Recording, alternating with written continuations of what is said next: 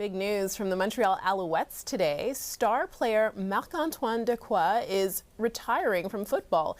He was set to become a free agent on February 10th. Joining us now is sports analyst Meeker Guerrier. And Meeker, it seems this comes as a surprise.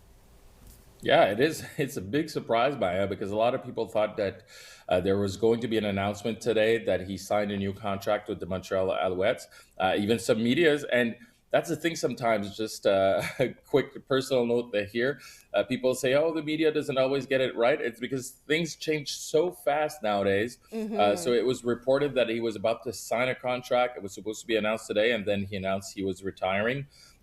He posted his note on social media just a few hours ago, saying that it's the best thing for him and the family. But it's a big loss for the Montreal Alouettes, but also for the football community, because he was not only a great player, but also a great ambassador. He played here his football in Quebec. He was drafted by the Alouettes. To see him leave is not something positive, but it's a good thing for him if it's the right decision for him and his family. You know, I just wanted to mention quickly, because this was a name that came up when the Als won the Grey Cup in 2023. I would be remiss if I didn't mention this controversy, because we covered it at the time, and I believe you and I even discussed it, because he made some comments on language, and basically as a francophone playing in the CFL, he was calling for some respect, he tried to explain after. Yeah, exactly. And it might have sounded harsh at the time, but he was right, meaning that you see, I was going to see the LCF in French, the Canadian football, but the CFL, basically it was mostly in English, and he criticized our sister station TSN by saying that the guide, the TV guide, it was written Toronto against Winnipeg, I think it was at the time, and he felt like Montreal was being disrespected. And even though it was probably an honest mistake, it showed a little bit that, you know, French wasn't that respected in the CFL. It made a lot of people talk, but he was right about that. And even then, in the following years, the CFL made an effort to have as much French as English, because after all, we are in a bilingual country. So he raised a lot of eyebrows at the time, and history showed that he was right. Okay, so I guess that'll be part of his legacy too. I should let you know, Meeker, we've got actually some extra time today, because there's just so much to talk about in sports this week, including, of course, hockey and the Habs. They had a big win this weekend. Now they're in Minnesota playing tonight, and of course we know tensions are high in that city right now because of the ICE crackdown. So how is that impacting the team? And it's crazy, Maya, because every time you and me, we talk about sports and politics and so on, and you know, just like as I do, that people don't like necessarily to mix both. But at some point, I mean, it's all part of society, and there is an impact on sport through politics and vice versa. And the Habs are in Minnesota and Minneapolis to play the Wild tonight.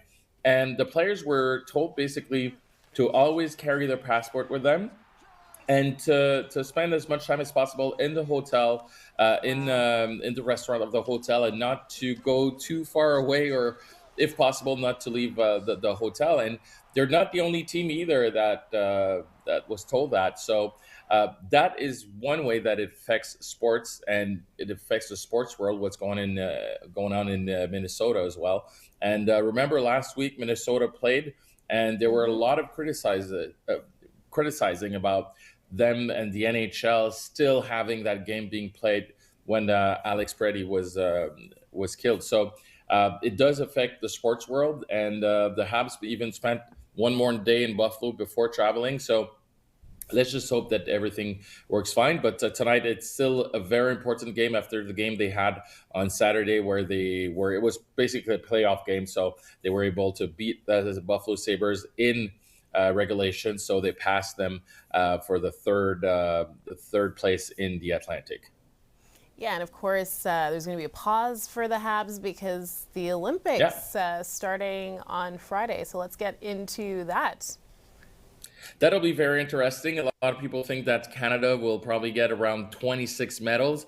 It's going to be great. The Olympics is always a great time. It's always a great period to watch sports, to be proud also to be Canadian and or whatever country you come from.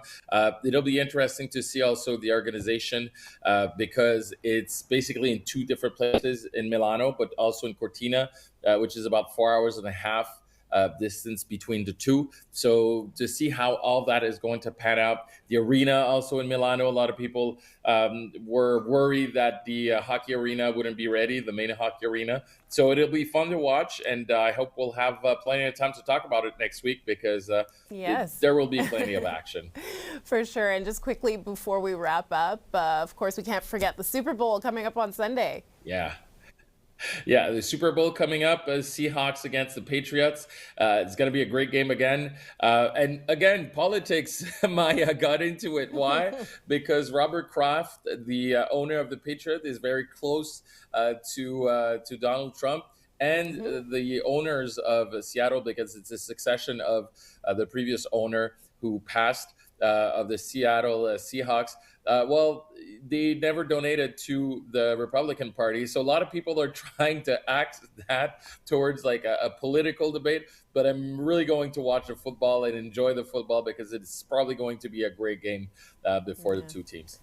Not to mention Bad Bunny performing at the halftime show, and we know there's a lot of talk about him as well. So Green Day. Oh my goodness, yeah. We'll have a lot to talk about next week as well, Meeker. Thank you as always. Sure. We appreciate it. Have a good evening.